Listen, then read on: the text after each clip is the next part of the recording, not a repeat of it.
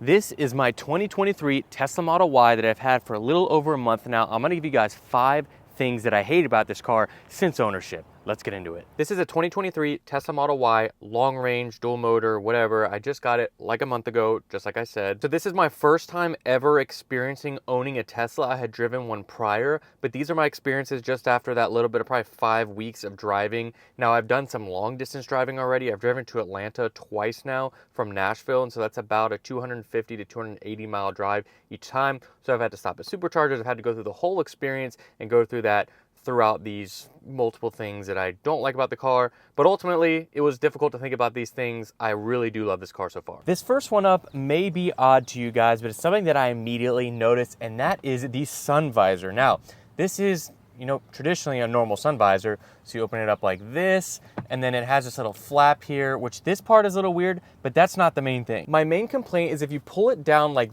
this, it opens up like that. So this is not on a traditional swivel. This is magnetic here, and this disconnects a little bit too easy for my liking. So if I pull from this side, it doesn't normally happen all the way, but if you give it too much force, it'll come down just like that.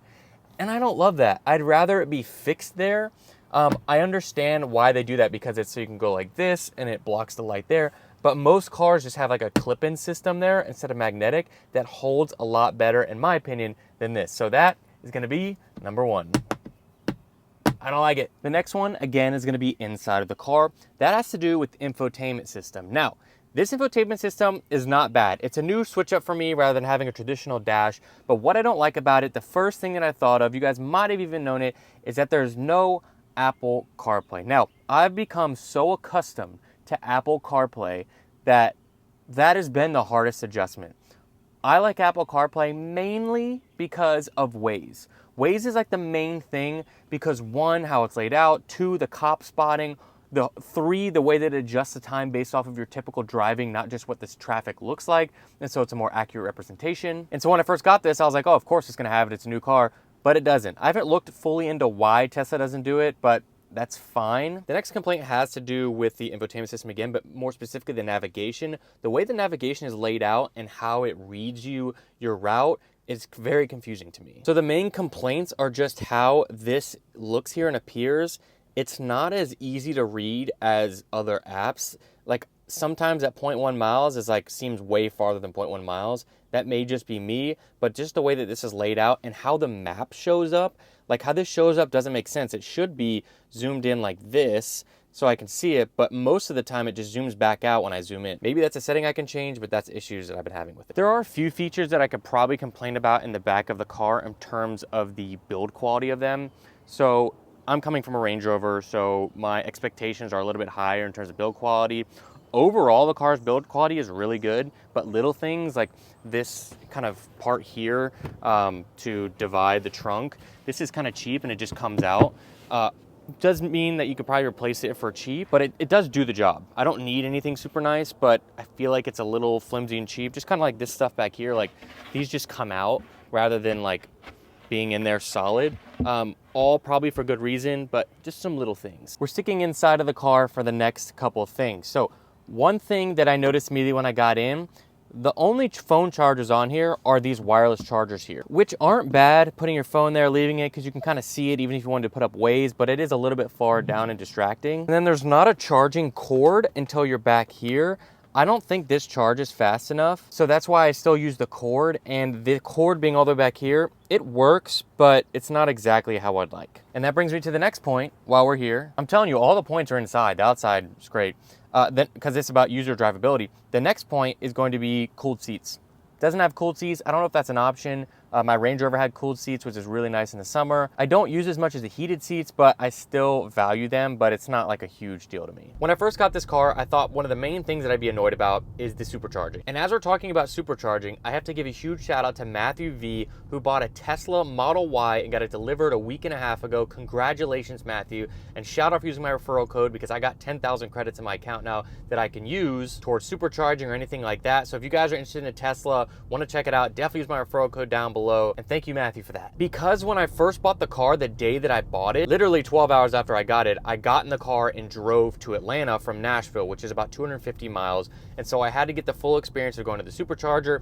And I just thought that I'd be living at these Superchargers every time I wanted to drive around. And it kind of worried me just a little bit. But after that trip, I came back home and I just started using the wall plug-in charger. Now, I had ordered the full home kit where you can, do the full legit installation and all that of the charger in your house.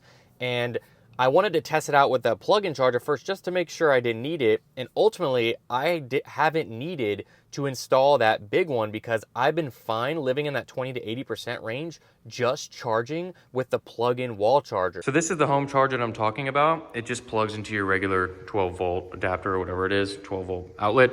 And this is just a little charging box and has this. Now this costs, I believe, $200 from Tesla. And I talk about it a little bit more in the video that the home charger is like 500 plus installation. This, no installation, you can travel with this and take it with you if you're going for like a week or something. But it's not gonna charge quick. It takes like 36 hours to fully charge a car from like 20, I think. The standard outlet charger. And that's been amazing because the only times that I need to use a supercharger is when I'm going for, longer drive. And now that Matthew, shout out, used my credits, I have like 2,000 free charging miles in Tesla credit so that I don't even have to pay for the supercharger now. And even then, it was like $20 of charging. It wasn't even that much money. It was like $20 compared to $100 that I was filling up in gas. So the supercharging experience or the charging experience has actually been really good. I don't have to sit at a charger for a long amount of time unless I'm going for a long trip.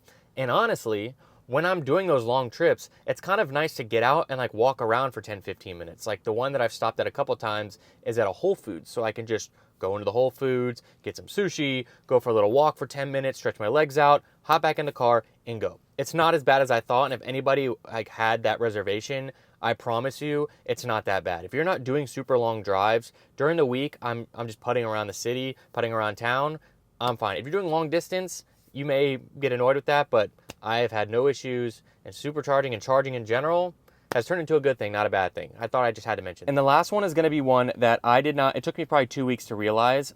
I didn't think there's a glove box. You look here, there's nothing there. There's nothing to push on, tap.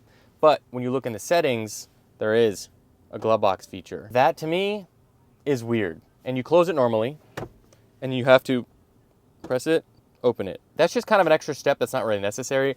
I would rather to be able to like push it like this and it open.